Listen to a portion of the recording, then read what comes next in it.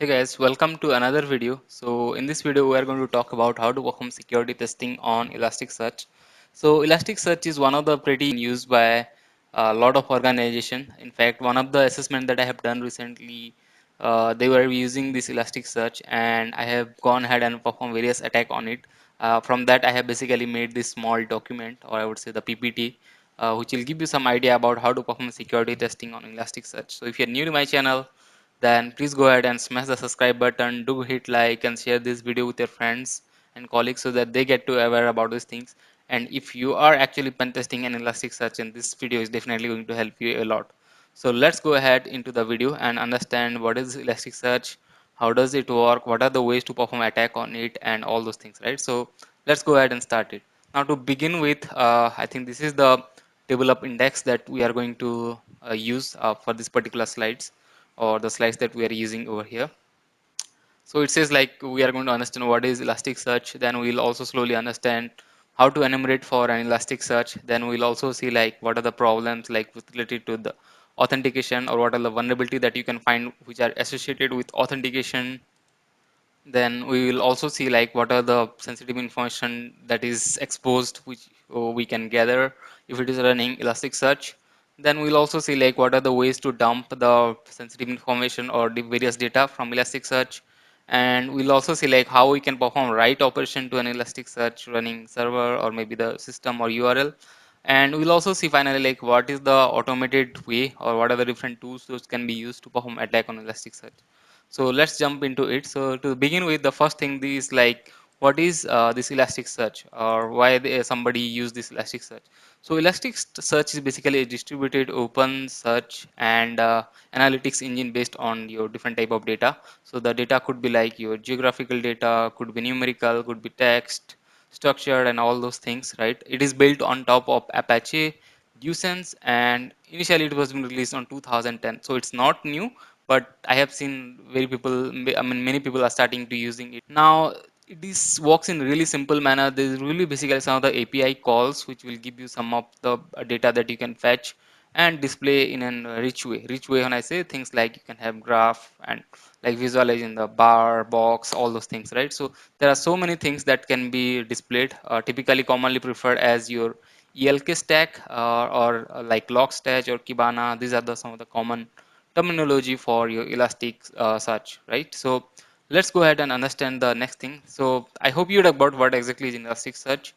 So if you go for the next, so the interesting part is your Elastic search index. So Elastic search index is a collection of documents. It's nothing but just a collection of documents where you'll have something like key pair, or things like your, if you could see in the slides itself, there's like indexes, there is compression, there is one pair of various data like strings, number, and all those things, like with some value and their particular ID or something, I would say. So this is particularly your Elastic search index. So I won't be wasting too much time on. I mean, you guys won't get bored. Now, next thing is how do you attack this Elasticsearch? So typically, Elasticsearch runs on port number 9200, and those are accessible via your HTTP. So you will have something like HTTP colon double slash and 10 whatever, or 100 and colon 9200. Now, please note this is not a live website or something.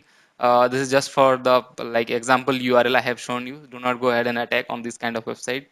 Okay, I even don't know what exactly the IP content. So yeah, once you hit the URL which are running on port number 9200, typically, again, not all cases, typically you will get to see something, a response which I have shown in the slides, right? So things like you will have name, cluster name, and all those things, right? So this is how typically your Elasticsearch response will look like.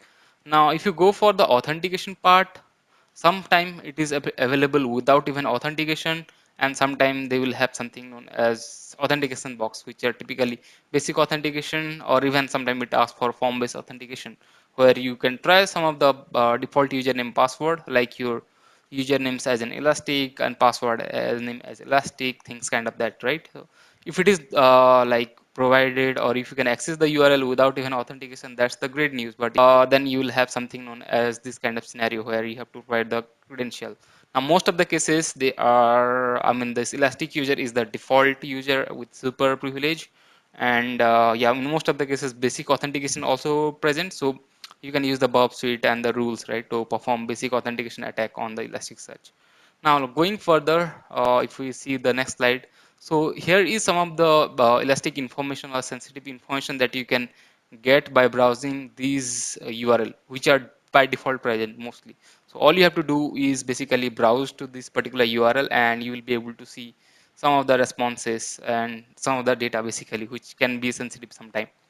Now further, if you go, I have provided the source also. I would add the slide link in the description so that you guys can go ahead and browse it. Now next thing is what is indices. So indices you can gather by accessing this particular URL that I have mentioned. So which basically give you some of the information kind of saved inside as an index, right? So if the data is stored as an index, then you can browse this particular URL, and it will give you some of the indexes or the various indices, I would say.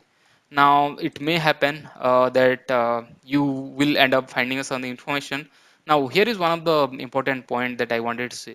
So to dump all the information, all you have to do is browse to this particular URL. Now if you see this index I have provided, there you can add things like bank or things like you can Facebook. I've just added one of the example. It could be different one also, things like your organization name, let's say like XYZ, that you can add Flipkart, Amazon and all, and see whether you can dump some of the information or not, or dump content or not.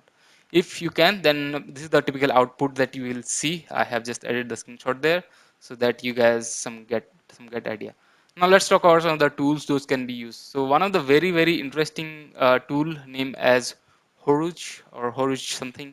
Yeah, this is one of the pretty excellent tool when you are going for dumping the information, because this tool will help you. I just tried added one of the image basically, but you can go to this GitHub link that I have added here and see what all things that you can gather using this particular tool. Excellent tool, you can use it.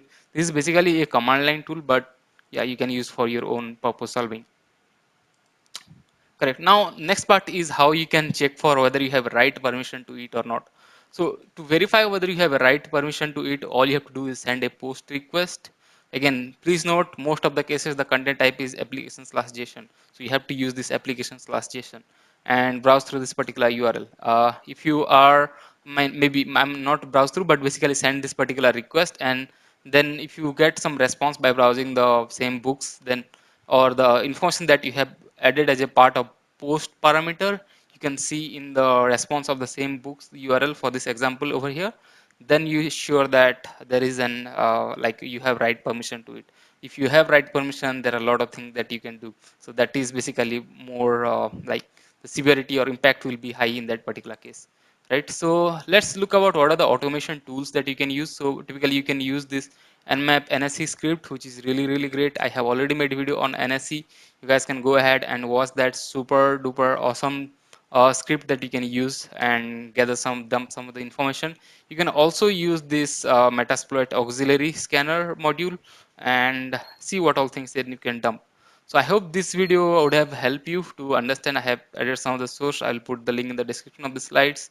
Also some of the links, useful links that I have made already video on, like Nmap and various other attacks. So you guys get some better idea.